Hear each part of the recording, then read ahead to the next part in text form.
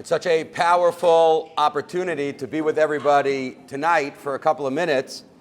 There are times in our lives where we wonder exactly what our purpose is and why we find ourselves in the situations that we find ourselves in.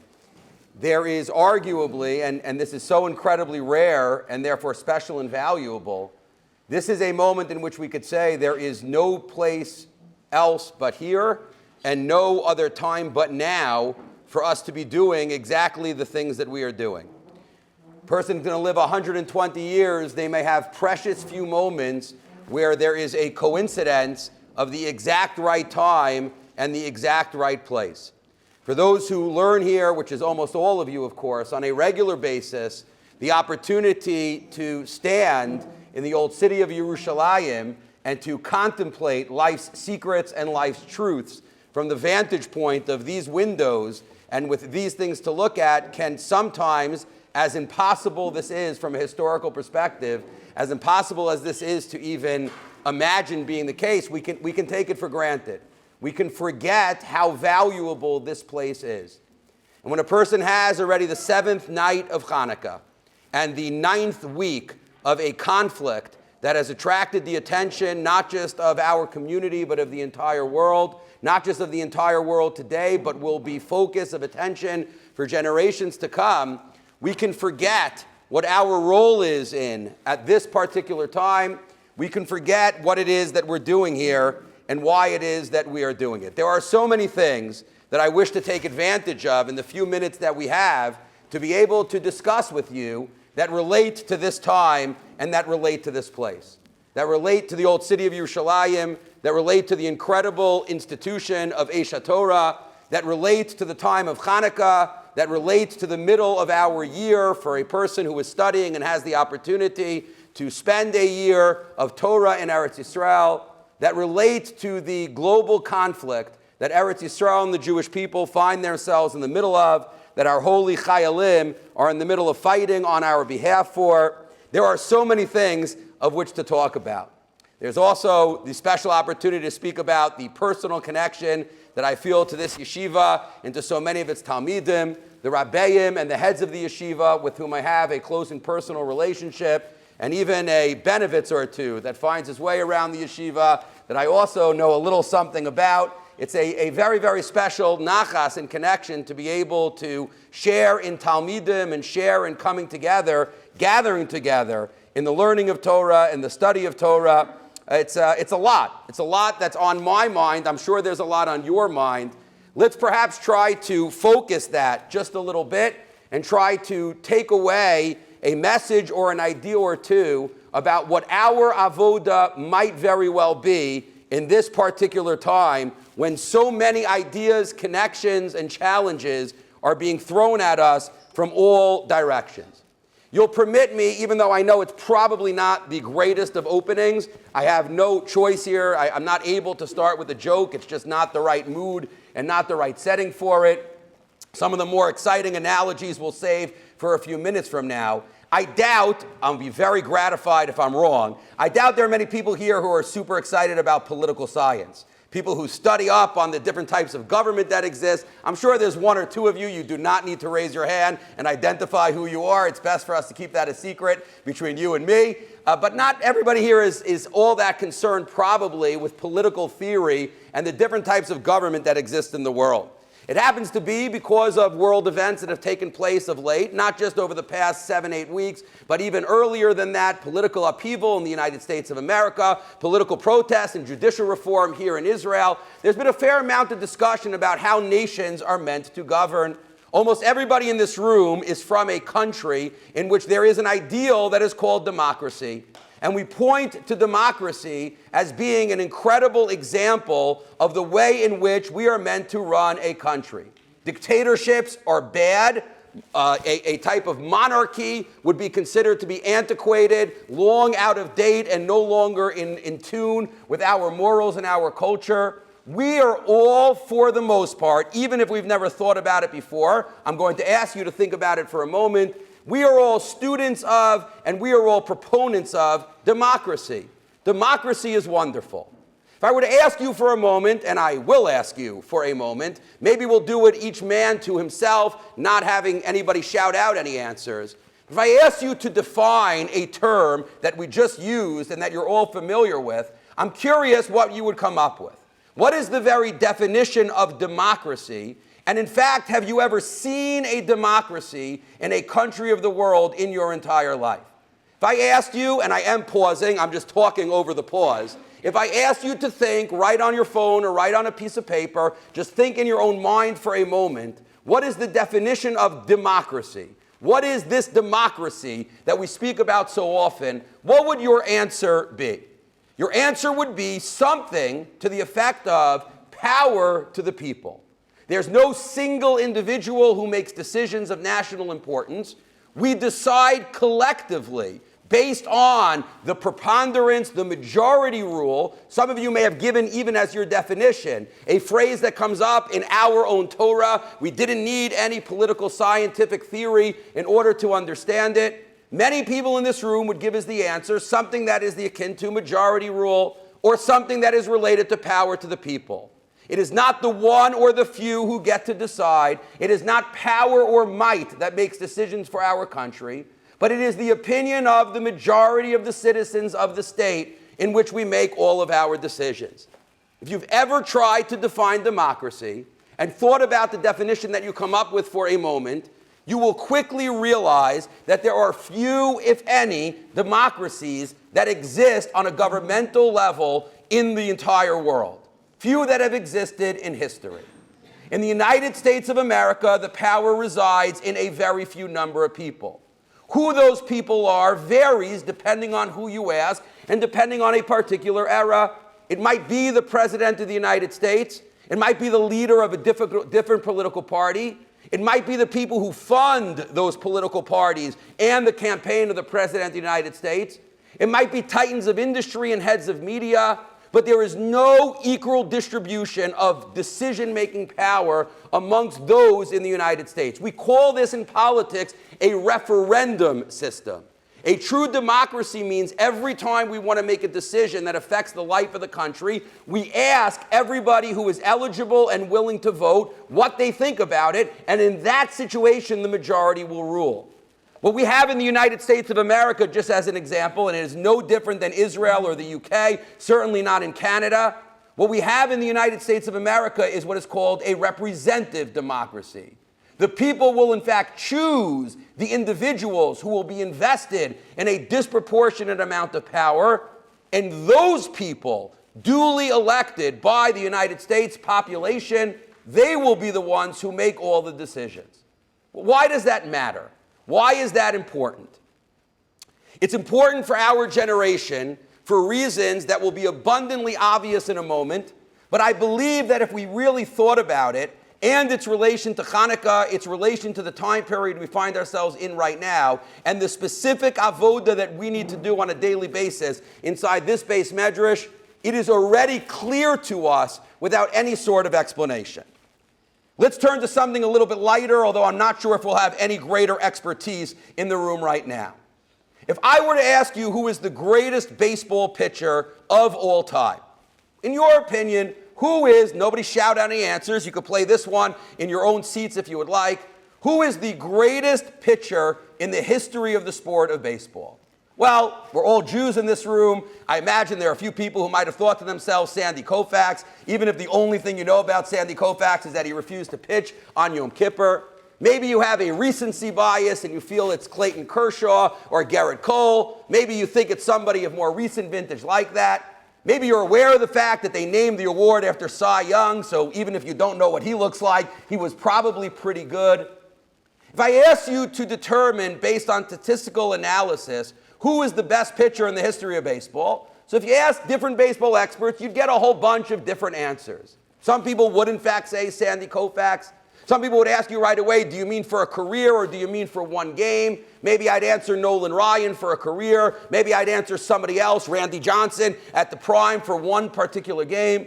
You'd get a whole bunch of different answers. But if we drill down and we insisted on using hardcore statistics, what if I told you that I have a strong opinion that a fellow who pitched for the Boston Red Sox, a couple of other teams in his career, by the name of Pedro Martinez, is the best pitcher of all time. Now, what are the arguments? Listen carefully to this, even if you care about political science far more than you care about baseball, and you don't care about either one very much at all. Listen carefully to what I'm about to suggest to you. What is the greatest statistical evidence that Pedro Martinez is the best pitcher of all time? So if you don't know a lot about baseball, you might look at the number of games that he won, how many strikeouts he had, maybe even you know enough to know what his ERA is. Then some of you who study baseball religiously are aware of the fact that there was something a number of decades ago called the sabermetric revolution. They have all sorts of greater stats that actually tell you which pitchers are good and which pitchers are bad. WHIP would be a great one, and you have all sorts of other good adjusted ERA and different numbers, wins above expectation, wins above replacement, all sorts of different high-level statistics, and we could trot them out and maybe make a case for Pedro Martinez being the best pitcher of all time. Yet, for some reason, and I don't think it's by accident, as a society of Jews, a society of baseball fans, as a society in the world in which we live, there is one statistic that speaks more loudly to Pedro Martinez's excellence than any other statistic, and yet we willfully choose to ignore that statistic. And that is to look at Pedro Martinez in relationship to his peers. What were his numbers? Pedro Martinez had the misfortune of pitching during the steroids era, during the live ball era, and this is evidenced by the fact that journeyman hitters were hitting 50 home runs without even breaking a sweat. The statistics that we saw, Sammy Sosa, Mark McGwire, whether they were cheating or they were just fortunate or it was just a coincidence, more people were hitting baseballs further than ever before in history. And there was one person who was not just pitching well, but he was pitching well relative to everybody else in the world around him. He was pitching well as an isolated incident of excellence, even though every single trend and every single movement that was taking place around him was going in a different direction. I don't know how many people will be paying attention at the end. We won't be here for that very long tonight. But I want to tell you the end of our discussion before we develop it even more fully. As much as the Torah tells us, acharei rabim lahatos, as much as the Torah tells us to follow the majority and that the crowd always knows best, as much as majority rule is part of every decent society and you don't want to be caught in the hands of a terrible dictator or a single individual, as much as, of course, those things are true, there is also a tradition, there is also a Masorah that we as Jews are particularly fond of. And we as Jews, when we fight in the United Nations about the evil behaviors that are taking place around us, and the world on college campus, in seats of government, in the streets of New York, and the streets of London, and the streets of Paris, will not necessarily all agree with us. We find ourselves in the minority. There is a tradition that is valuable to our life in the enclave, in the fortress of this Beis Medrash, in the old city of Yerushalayim, surrounded by people, person after person after person, who probably doesn't think that what we are doing is so valuable or so true. There is a tradition that tells us that it is not the size of the crowd, it is not the number of voices that determine its integrity. It is rather the truth, the veracity, and our understanding and appreciation that will determine the truth and the integrity. It is not in our lives majority rule. If it were, we wouldn't have a representative government. If it were, Pedro Martinez would shrug his shoulders and would pitch just like everybody else. Every night of Hanukkah, it is said to be perhaps the most popular song on the planet for Jews to be able to sing. We recite the piyut of Ma'os Tzor. Ma'os Tzor is a fascinating, fascinating song. If you want to hum it to yourself to make sure you're sensitive to the words that we're going to describe in a minute, that's great. If you have a siddur or some type of other Hanukkah Hadlakas Neiros book in front of you and you want to open up to Ma'os Tzor, that would be good too. But I think most people are familiar with the words that we're about to describe. Mosur, as a matter of fact, does not actually describe, Mosur does not speak about the miracle of Hanukkah all that much at all. First paragraph speaks about general salvation. There is a reference to Chanukas HaMizbeach and some type of reference to the enemies that we faced all throughout history. There is some ideas that could connect to Hanukkah. And then in paragraphs 2, 3, and 4, we speak about different exiles and enemies altogether. We speak about Mitzrayim, we speak about Nebuchadnezzar and Bavel. We speak about Purim and Mordechai and Haman and his sons being hanged on the tree. And finally, in paragraph 5, we get to a description of the miracle of Hanukkah and the celebrations that we've been taking part of in one form or another over the past week. Yevanim nikbetzu alai, azai bimei chashmanim, ufaretzu chomos migdalai, vitimu kol hashmanim, uminosar kankanim, nasenes lashoshanim, benevina yemeshbona, kavu shir urinanim. There is a description of the miracle of Hanukkah. The miracle of Hanukkah, again, sing it along if you'd like to yourselves, please. I'll read it to you in English, these words. The Greeks gathered against us. Then, Azai, in the days of the Chashmonayim, they penetrated and breached the walls of our towers. They defiled all of our oil. From what was left of the oil, there was a miracle that was done to the beautiful, beloved, to the rose of God's eye, to the Jewish people. The wise ones, our Chazal, 8 days they established for song and for celebration, for song and for praise of God. There are a number of questions that can be asked on these 4 lines, on this stanza that speaks of the miracle of Hanukkah. There is, in fact, here no mention. I'm just going to give you quickly questions that don't make the cut of the 4 that we're going to speak about tonight. Even within the 4, we're not going to have time for all 4. We'll leave 1 for a different time. But there is, of course, you might have observed right away, as is often the case in our observance of Hanukkah, there is only a mention of the miracle of the oil, no mention really of the miracle of the war. We know there is a massive discrepancy between the Gemara's description of Hanukkah, Al-Hanisim's description of Hanukkah.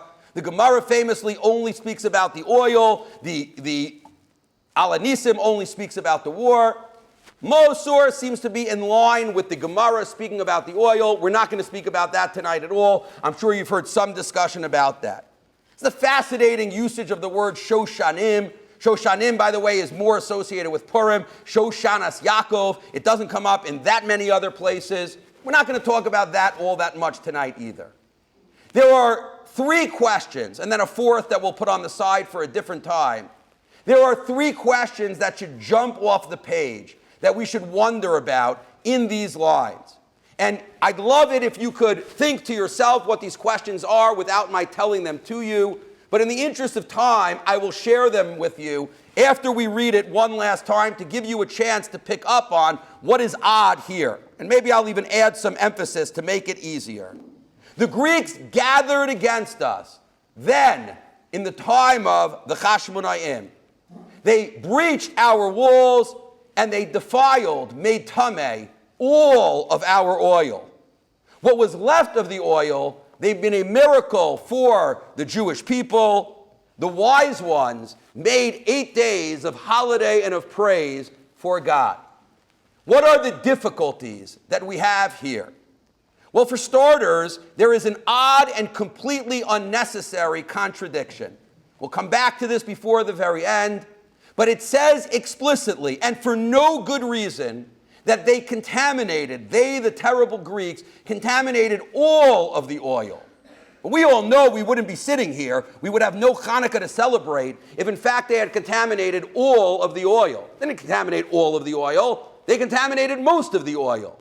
And it doesn't even make sense what it says. They contaminated all of the oil, and the very next words are, and what was left of the oil, they were able to achieve a miracle. It was supposed to last for 1 day. It ended up lasting for 8 days. We all know the story. Why did the Paitan, why did the poet mess that up? Why did the Paitan state explicitly that they defiled all the oil when he himself is going to say in one line later, and every first grader knows that it wasn't all of the oil, it was just most of the oil. You know the song would have worked just as well. You know it could have stated just as clearly that they defiled the oil, or a lot of the oil, or some of the oil, or most of the oil, or like I started with, just the oil. V'timu hashmanim. We would have made that fit with the beat. We would have made that fit with the rhythm. Why say kol hashmanim if you so clearly don't mean it? The word azai is a very, very, very bizarre word, and I emphasized it all the times that we read it. Then, in the time of the Chashmonayim. First of all, why even say in the time of the Chashmonayim? We've already identified that there was an enemy that we had, that was the Greeks. We don't need any more information about when this took place. We're not speaking about a Greek invasion of 1922 that didn't ever happen. We're not talking about any other uprising from the Greek nations or the Greek islands. We know that we're speaking about the battle that took place between the Maccabees and the Yevanim. We know that we're speaking about the time of the Chashmonim. Why say it at all? And why specify with that odd word, azai? Have you ever heard of the word azai before? Azai, emphasizing then, in the time of the Chashmonayim. What is that reference even meant to be for us? There's a question about the emphasis on uforitzu chomos migdalai. Tomorrow night we'll light the last candle and we'll flip ahead in our calendar a little bit. 8 days from tomorrow, on next Friday, we will observe the fast day of Asara B'Teves, all the more meaningful here in the Old City. Asara B'Teves, one of four fast days that speaks of the destruction of the Beis HaMikdash. Tzom Gedalia, Asara B'Teves, Shiva Asar B'Tammuz, and Tisha B'Av. Asara B'Teves is the breaking of the walls. We get very excited as a people about breaching of walls. Why is that such a big deal? That's the one we don't have time for tonight. I'd love to speak to you about that at a different time. Why do we emphasize in describing what they did? What they did was obviously much more important once they breached those walls. That's a question for Asara B'Teves. That's a question for Hanukkah. That's a question for a different night, though, not what we'll focus on right now. The last question that we'll focus on for tonight. What is it that the Yevanim did to us? What was the moment where the Yevanim took control? Well, what was the crime that the Yevanim committed? You know, the whole world is paying attention right now to the way in which CNN or the AP or Reuters, the way in which they write headlines. If a Jewish man, and sadly I'm not making this up, this is of course a true story from a month and a half ago, if a Jewish man is walking in the street in Los Angeles and he gets attacked by a pro-Palestinian, pro-Hamas mob on the streets, and he gets knocked down to the floor, and he hits his head, and unfortunately he dies, passes away. Again, we're not making any of this up. Unfortunately, such a tragedy. We have to add insult to injury by reading the headlines the next day as a man hits his head. No mention of how he hit his head, what he hit his head.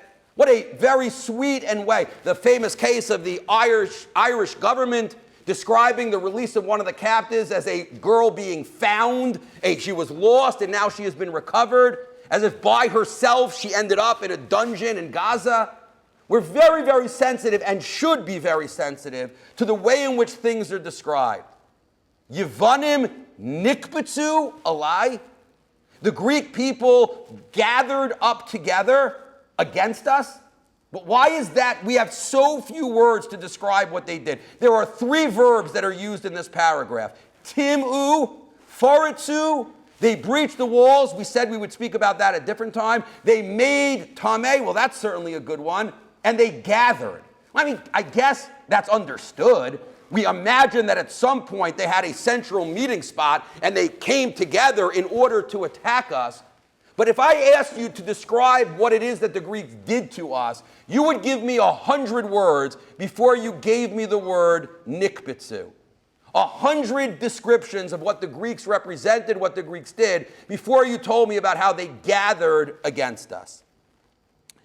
It would be a mistake for us to ignore the clues that are given to us when we attempt to understand how and where we fit in to these eternal stories, these eternal narratives. The description that is given to us of the Yevanim is not only an accurate and apt description of their evil plans, but it is actually one of the great fulfillments of Bayamim Hahem Bazman Hazeh.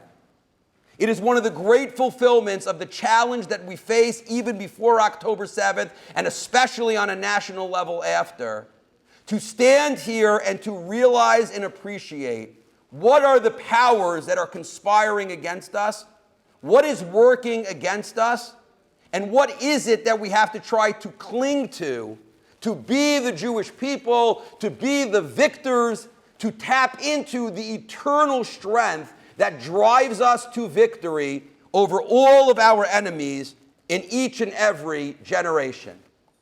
I had the opportunity to address some of these questions in the University of Pennsylvania last Monday.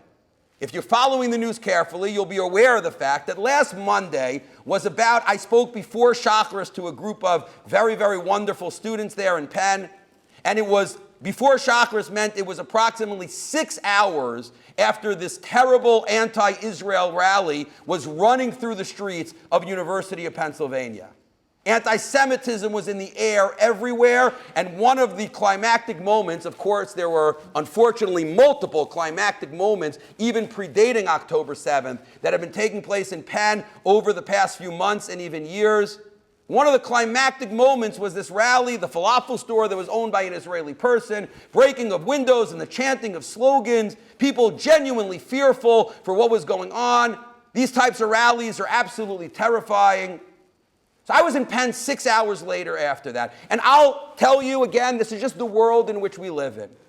You read an article and you have the opportunity to speak to people who are actually there, or maybe you're just Googling because you need to get the right information. So the first question you're going to ask to anybody that you care about is, are you okay? How do you feel? Did anything happen to you last night? Are you worried to go to class this morning? Okay, so we got rid of those technical questions. Thank God nobody was hurt in that particular incident, although we don't make light of the potential that existed there. Thank God people are functioning on a good level and doing what they need to do. The minyan was full and thriving, even on that Monday morning. Next question. So, how many people were there? How many people were rallying in the street? We did this, of course, on our side of this battle for PR and for likes and for votes. When we had our rally in Washington, D.C., before the rally, there was an obsession with how many people were going to show up. And the moral obligation for all of our friends and relatives who were anywhere near Washington, D.C. on that Tuesday morning, on that day, Rosh Chodesh Kislev, to determine this is all. You don't have to listen. You could do whatever you want to do. You just need to be counted because the number is going to make a difference. Then there was a debate before, during, and after. Is 290,000 a wonderful number? Is 290,000 a terrible number? Should there have been 2.9 million? Are we happy that there weren't 29,000? How do we analyze this number that was there? Because the number matters. The size of the crowd makes a difference. Because we're going to influence people, whether they are politicians or media giants. We're going to influence ourselves based on how many people are there. You look out your window and you see tens of thousands of people reciting slichos at the kotel, and it makes you wonder maybe there's something going on in slichos. And if the whole world gathers against us, look, we've learned this our entire lives. Could 5 million people be wrong? Could so many people be mistaken? Is it possible that we can lose the battle of numbers and of public opinion? It's remarkable how often we live our lives based on these rules. And it's not completely foolish. It's not completely anti-Torah. It's not completely unfounded. But it is a little bit right now, at this moment in our lives. And when I say this moment, I mean all of the things that we spoke about at the outset. At this moment of our lives means on the Hanukkah of 5784. It means during the war that we're fighting right now. It means during your time in Yeshiva in Israel. We are way too focused on what everybody else is doing and how much everybody else votes on how much they like what we are doing right now. We determine which electronic apps or which types of technology to purchase based on the preponderance of ratings. How many, I'm not going to ask for a show of hands because the answer is every single one of us, unless you've sworn off the internet and all technology. That's not a Disney movie. That's not the Mighty Ducks. That is a story of value and truth emanating not from majority rule, not from a democratic sense of what should be, but from the work and the effort that we do to obtain something that is true, something that we truly believe, not because the masses have told us that that's the way we are supposed to think. We refuse to be brainwashed. We refuse to be influenced by common and public opinion. We sit with our Sfarim and our Rabbeim, and we try to understand what is it that we believe, even if that is that minority opinion. And where does greatness come into the picture? When do we know with certainty that a pitcher like Pedro Martinez has all that talent in the world? We know it specifically when he does not what everybody is capable of doing, but he attaches himself to something that performs on a level that is unique to him, his talents, and his moment, his being able to grasp it and understand it. In truth, I've mentioned multiple times the different convergence of times and places on our lives right now. Hanukkah and the war, and a time spent learning in Yeshiva, Yerushalayim in the Old City. We've also been reading this story throughout all of Sefer Bereshis. What does virtually every character, and not virtually every character, every hero of Sefer Bereshis, our avos, our DNA, our personalities, what do they have in common? Not one of them went down to the Kotel on a Friday night, arm in arm with thousands of other Jews. Every single one of them went to their own Kotel at 1 o'clock in the morning, armed only with a Tehillim and a Shtender, looked up to God by themselves and said, I am not going to be just one of the masses. I'm going to figure this out on my own. I'm going to figure this out for myself, where it is that I fit into this story and what it is that I believe. They all had such a moment. The Gemara Masechah Sanhedrin, for my money, it is one of the deepest Gemaras in all of Shas. The Gemara Masechah Sanhedrin told us God could have created the world. He could have created this at the moment of the world. This is not so different than Gan Eden. He could have created a civilization, a city, at least a family, a couple of friends, a chavrusa. He could have created them at the same moment, even man and woman, but he didn't. Adam Nivra Yechidi. A singular man and individual, Adam Nivra Yechidi. Not because we don't believe in Achdus, not because thousands of people daven in Kabbalah Shabbos isn't special and inspirational, but because the secret of life and our own greatness is found in Yechidi. It is found in the fact that Adam Harishon walked this earth alone. His son Cain killed his brother Hevel. That's not a good thing. I'm not advocating that we achieve our aloneness by murdering our friends or our brothers. But his son Cain was so enamored with the idea he could not even coexist with another person. I've argued, not a discussion for now, but just to keep the list going, Noach was probably the most lonely figure in history. Even before he went into the Teva by himself, watched the rest of the world be destroyed around him, Noach did not have much of a social life. Building a teva, predicting the destruction of the world, those people don't get invited to very many parties. He wasn't davening Karlbach on a Friday night. He wasn't surrounded by thousands of like-minded people. Avram's very name is Avram Ivri. I don't need to tell you about how unique he was. Yitzchak's brother was banished from his house. Yaakov ran away from home. All of that time spending just by himself. And we waste so many of our opportunities embracing Chevra in the way that we can, Ir Shechubra Liaktav, and the unity and the togetherness that we're meant to have. But what about those moments? What about those moments of a silent Shemona Esrei? What about those moments late at night in a base medrash? What about those moments of Kriya Shema Alamita, where we're able to lower the noise of the rest of the world and say, but what about me? What about my role in this? What is it that I believe without taking a poll in order to understand whether or not I like something or don't like something? Where are the values that I believe? No one can do that work for us. Yosef, banished into a pit. It goes on and on. One of the most fascinating halachos about Ner Chanukah. We know that when it comes to Havdalah, for example, we're into big shows and pyrotechnics. We'd like there to be a lot of fire. We'd like there to be a lot of light.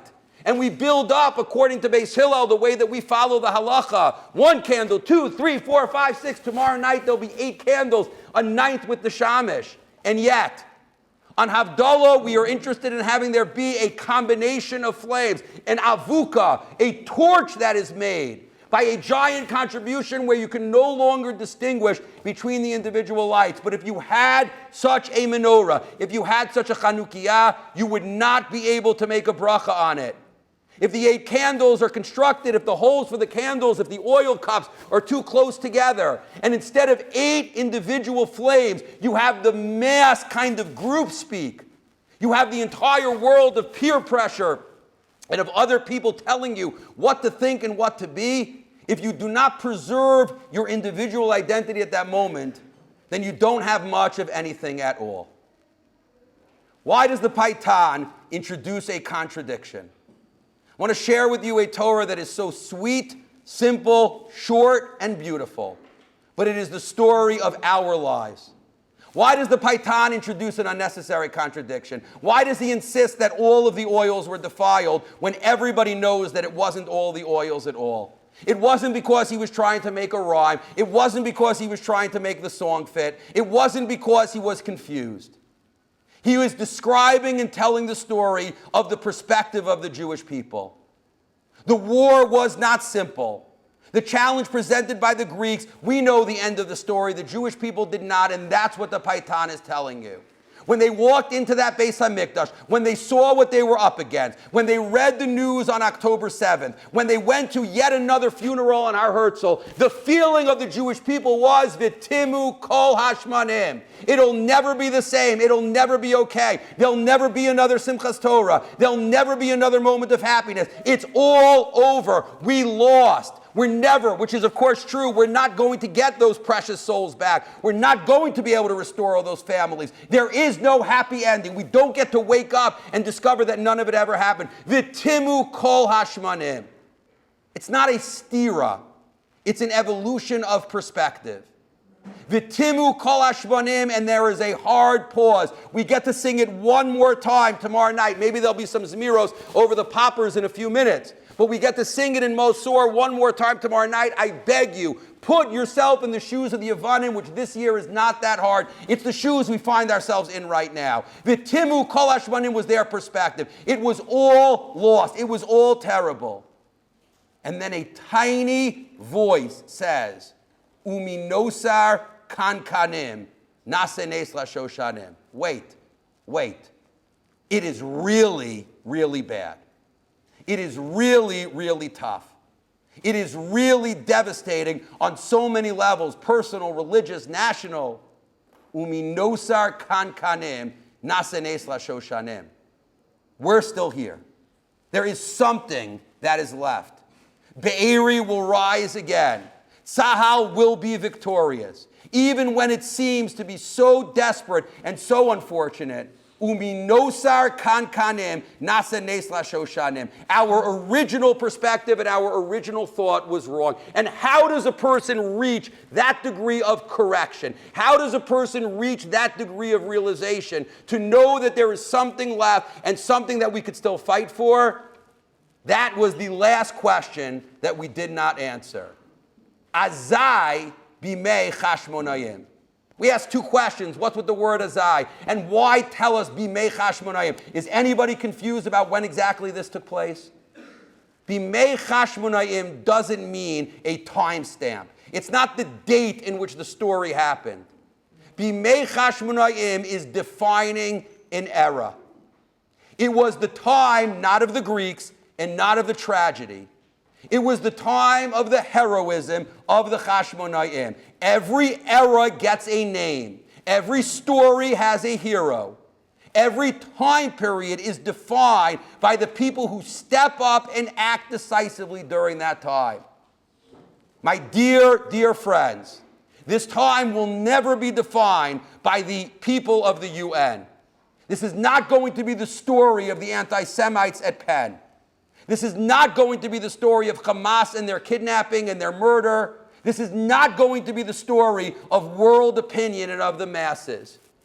This is going to be the time, Azai, then, in the dramatic emphasis of a word, azai, then, at that time, in the time of the Chashmonaim, in the time of the descendants of the Chashmonaim, that decided to do the work and not to listen to what everybody else out there was saying, but to listen to the voices that matter most, the voices of our Masorah, the voices of our parents, the voices of our grandparents, the voices of our Rebbeim, the voices of our closest of friends, the voices of the Kotel, the voices of the martyrs, the voices of our Herzl. Azai bimei Chashmonaim. How do you get from the point of Timu Kol Hashmonim to the point of Uminosar Kankanim, Nasenes Lashoshanim, when we take control and we say, we've got this. We know what is true. We will not allow the world to get away with lies. We will not allow ourselves to be dictated by a random kasav ashlishi. We're not taking a vote and we're not taking a poll. We're not loving democracy for democracy's sake, and we're not following the majority because so many people can't possibly be wrong. We have truth. We have a Masorah. We have commitments and values that define who we are and are needed like never before. And those are the ingredients for our own independent greatness. Those are the ingredients for Bimei Chashmonaim. Those are the ingredients to make this time, in this place. I don't know, and I'm not knocking all of the wonderful friends and family, the Jews in the diaspora. This is not going to be the time of the Jews, no matter how much material benefits they send to Tzahal, and God bless them for doing it. But this is not going to be the time of the Jews of Mexico City. And this is not going to be the era of the Jews of Los Angeles, as wonderful as a city as it may be. But it may very well be the time of the Jews of the old city of Yerushalayim. It may very well be the time of Rabim Biyad Ma'atim, of our Tahara, of our purity, of our goodness, of our nobility, of our commitments, overcoming everything else in the world around us. But that requires us to take a stand. It requires us to stand alone in order to come together. It requires us to do the work, to have the courage and the conviction to fight that battle and not just go along with world opinion or any popular trends that are taking place around us. Azai bimei Chashmonayim, Azai bimei Yeshivas Aish Torah, Azai bimei the Talmidim and the Talmidos, the soldiers, all of the people who were fighting that battle arm in arm together. In those days, Uminosar Kankanim, Nasa Nes Lashoshanim. We should be privileged in the very near future to the unbridled celebration and joy that is set aside by those who know and understand the B'nai Vinah. Let them be koveya for all of us, the days of joy and celebration that are the direct product of that work that we do in this base medrash alone and together, coming together candle after candle after candle to form not an avuka of confusion, but to inform these individual points of light that lead us to the Yeshua and the Nechama that our people so desperately need. I wish everybody a very, very happy last 36 hours or so of Hanukkah that we have, almost 48 hours of Hanukkah that we have left. We should savor every single minute, steel ourselves and fortify ourselves for all of the battles that we have ahead. Emerge victorious. Ad bias, go out tzedek.